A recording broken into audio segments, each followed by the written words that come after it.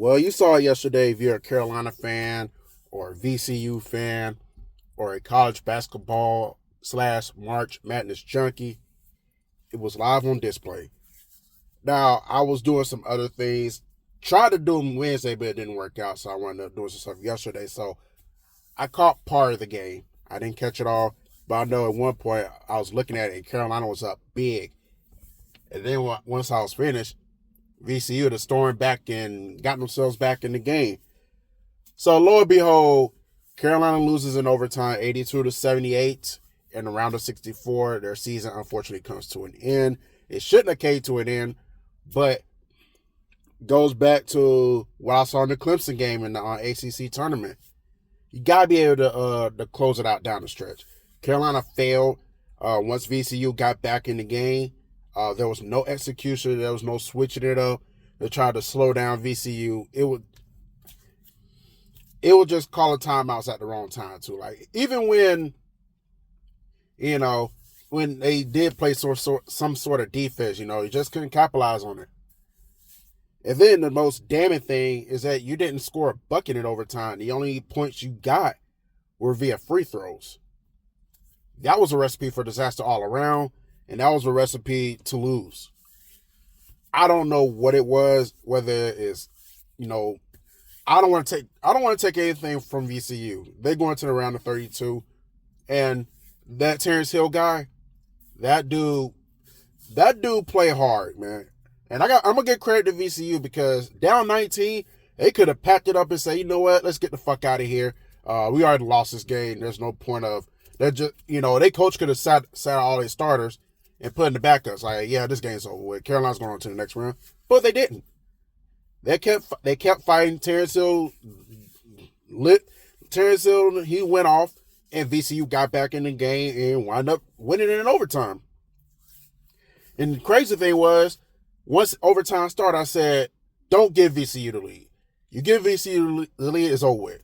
Next thing you know, VCU got the lead. I said, yeah, Carolina's probably gonna lose this game. But it was a crazy day because I was keeping up with the Duke game. Well, I didn't watch it, but I was keeping up with the score of the Duke game at work, and Duke was losing by double digits to Siena. And then next thing you know, Duke stormed back in the second half and won the game. And then you get to last night, Carolina stormed up. It was tight, and then Carolina pulled away by halftime, and instead of the lead 19, and then they collapse down the stretch and lose. So, nonetheless, regardless, Carolina had opportunities to win this game. They had opportunities to score buckets in overtime. They didn't do it, and that's why they're heading back to Chapel Hill with this loss. And there's going to be some serious questions about Hubert Davis. He came in, made a splash, took the team to the championship game his first year. It was on the cusp of winning it all his first year. If they couldn't close it down the stretch in the second half and wound up losing. But since then, he failed to capitalize on it. I think 1 year I believe 1 year was eliminated in the round of 32.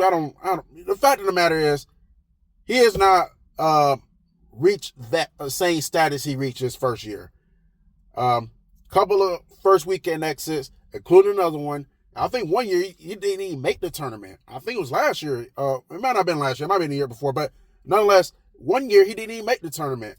Had the opportunity to join the NIT. I'm going to say NLO. Had the opportunity to join the NIT. He refused.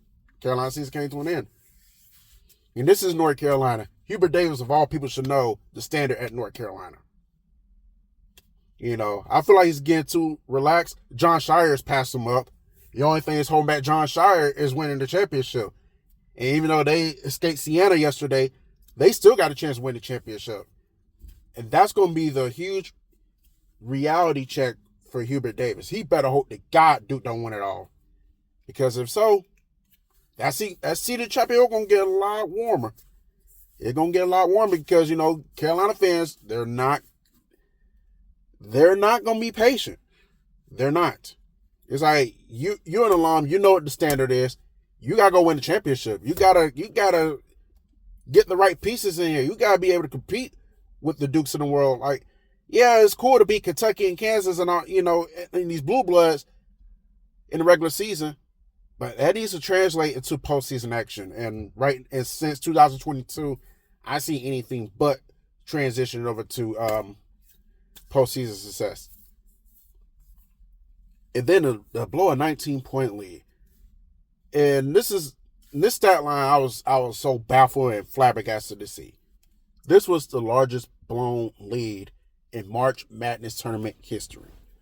It had to be done by a blue blood known as the North Carolina Tar Heels. Why couldn't this happen to Duke? Why couldn't this happen to Kentucky? Why couldn't this happen to Kansas or Michigan State, UCLA, Villanova, these other teams, Louisville? Why couldn't it happen to them? Why couldn't it happen to Indiana or Purdue or what? Insert really good team here. Blue Bloods, a really good historic program here. Why couldn't it happen to them? It just got to happen to the Tar Heels. But that's a microcosm of how this season has went down the stretch. So I'm not going to get up here and be like, well, Caleb Wilson played. I like Caleb Wilson. The dude was our best player on the team. I hope he does come back and with unfinished business, but I don't blame him if he goes to the NBA. But the fact of the matter is, even without Caleb Wilson, you had a chance against Clemson in the ACC tournament to put the game away, and you had a chance against VCU last night. So you can't get up here and say, well, if had Caleb Wilson played, the Carolina Tar Heels would have won. Without Caleb Wilson, it was up 19 against VCU. So it goes to show they do got the talent to hold firm while their best player is out.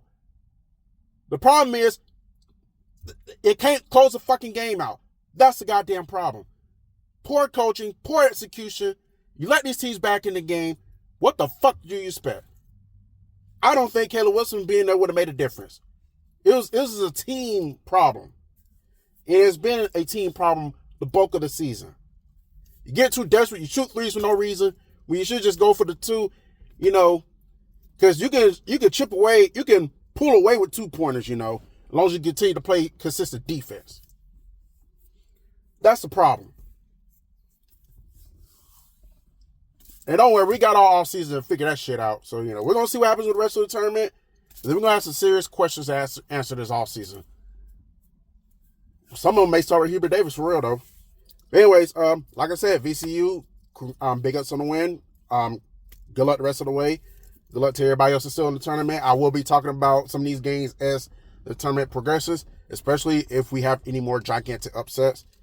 Wisconsin was upset yesterday, too, against High Point. So I guess we got company. At least they didn't blow a 19-point lead, but at least North Carolina wasn't the only team that was upset yesterday. I know Duke avoided the upset. I feel like it was one more upset, but nonetheless, that's that. I don't got anything else left to say. We're gonna see what happens.